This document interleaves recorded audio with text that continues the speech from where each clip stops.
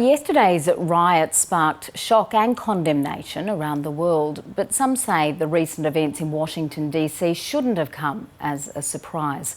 Author and strategist David Kilcullen has penned a piece for the Australian newspaper, and he joins me now from Denver, Colorado. Thank you for staying up for us. Thanks, Kirsten. You write that the only shocking thing about events at the Capitol yesterday is how many observers claim to have found them shocking. Why weren't the rioters stopped if it was obvious that this was going to happen? Well, I think three reasons in sort of ascending order of importance. The first is that if you look at the footage or you talk to people that were there, this attempt to breach the Capitol grounds escalated extremely quickly. It was a surprise and a shock to law enforcement on the perimeter how quickly the peaceful protest was suddenly replaced by a very determined group trying to penetrate the Capitol. And then the second issue was that they came in multiple locations at the same time and overwhelmed the police. So that's the first one. I think the second issue is that, like many law enforcement organizations, the Capitol Police seem to have done their planning on the basis of normality patterns, things that have previously happened in similar protests. They weren't expecting, nor were they prepared for, an actual attempt to breach and get inside the building by thousands of people, as it turned out. And then I think the most important is just sort of a failure of imagination or a view that the pro-Trump right wing is a spent force and doesn't really pose any kind of significant threat, as the perception of threat has declined over the past 2 months. And I think that's something that you could only believe if you're not actively paying attention to what's being said by the president's supporters and also by people on the so-called patriot right wing in the US. You've come to the conclusion that what took place marks a permanent change in the conflict dynamic in the United States. What do you mean by that? And can you explain that further for us? There have actually been two events in the last 10 days that have radically shifted the environment. One, and I'm not sure how much play this got in Australia, was the Christmas morning bombing in downtown Nashville, which didn't kill anybody, but involved a suicide vehicle-borne IED, a suicide truck bomb in the center of a major American city, and took out 911, that is emergency dispatch, and police systems across a wide area of the Southeast. No one's ever done a suicide vehicle-borne IED in the US in a domestic context in recent memory. So that was one big shift. The second, of course, was the ransacking and raiding of the Capitol.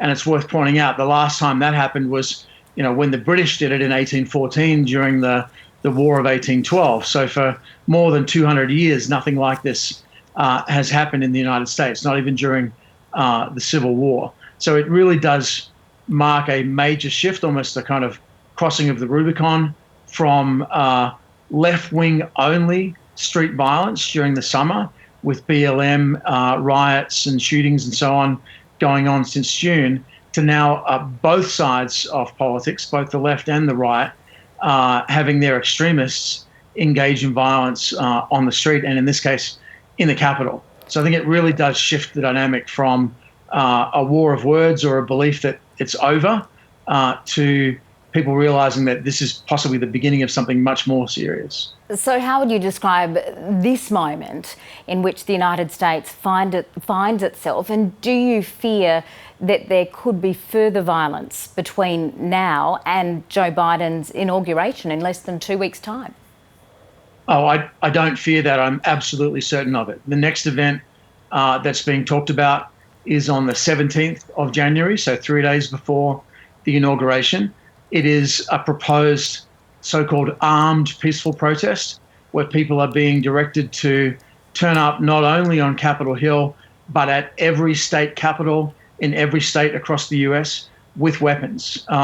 1.6 million people turned up yesterday in downtown DC, vastly outnumbering law enforcement on the ground, but overwhelmingly they were peaceful and unarmed. On the 17th of January, we're going to see armed protests in every state unless the plans of people on the right significantly shift.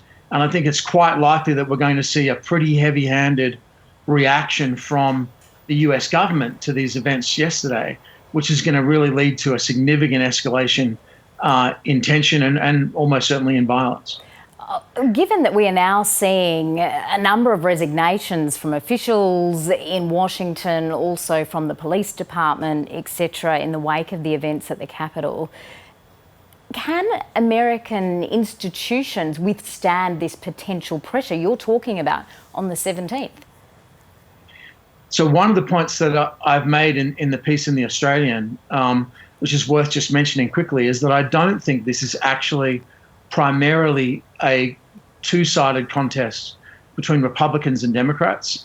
It's really a three-sided contest between the establishment of both parties, including both the traditional congressional parties, and the populist left on the one hand and the populist right on the other. So it's a three-cornered contest with armed militias and street violence and individual acts of domestic terrorism on both sides, and arguably on all sides if you consider some of the things that law enforcement have been accused of doing in 2020. So it's a three-cornered contest, not a two-way fight.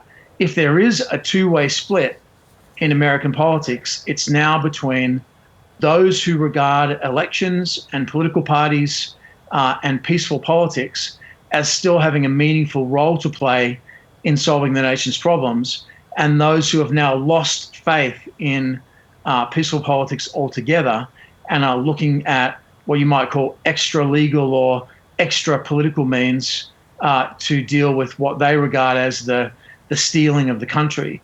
And I think that's really where the long, slow slide of collapsing trust in American institutions has really come home to bite in the last 24 hours. It's going to present some incredibly challenging obstacles for the incoming president, Joe Biden. Yes, and I would point to geopolitical issues as one of the most important ones, including for Australia. Two little incidents today really highlight that.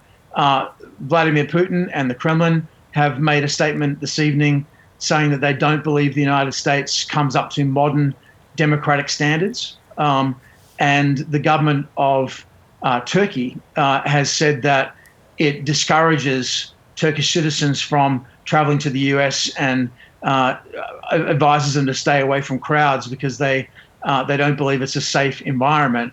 And the Turks have urged all factions within the US to seek a peaceful solution to the conflict. This is the sort of language that the US routinely deploys against Russia and Turkey and countries like Hungary and others, where the US tends to set itself up as the arbiter of democracy.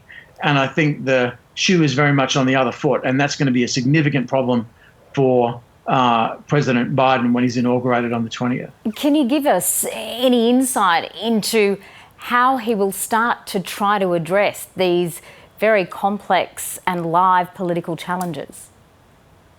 So in terms of international politics, I think the outlines are fairly clear. An attempt to rally a so-called coalition of democracies to try to oppose negative Chinese influence while also trying to partner with China on interests of mutual interest, and also an attempt to re-engage Iran have been the two main issues, as well as a look to reinvigorate NATO and re-engage with Europe. So I think that's broadly set, and I don't think will change significantly because of this, although it will be a lot harder to execute. But I think the domestic politics, the language that Biden and others have used in the last 24 hours, talking about sedition, insurrection, domestic terrorism, these words have specific meanings in US law, and it is in fact quite possible that we may see a US domestic terrorism law passed and a potentially very severe crackdown on people of, let's say, unpopular political views for the ruling Democratic Party. And I think that's both highly likely and extremely dangerous in that, the two bad ways to react to something like this are sort of equal and opposite areas of underreacting, which tends to embolden groups and make them feel like they have a sense of impunity and can continue to do what they're doing, versus overreacting, cracking down over broadly on an entire 74 million people that voted for Donald Trump, for example, which could then turn this from a small minority outbreak, as we saw yesterday, into something much larger and much more dangerous. So I think they're the issues that he's going to have to really struggle with and walk a pretty fine line in the first few months of the new administration. Author and strategist David Kilcullen, it's terrific you could speak to us. I expect we'll be asking you to come back again quite soon. Thank you. Thank you, and I hope under better circumstances. Thanks, Kirsten.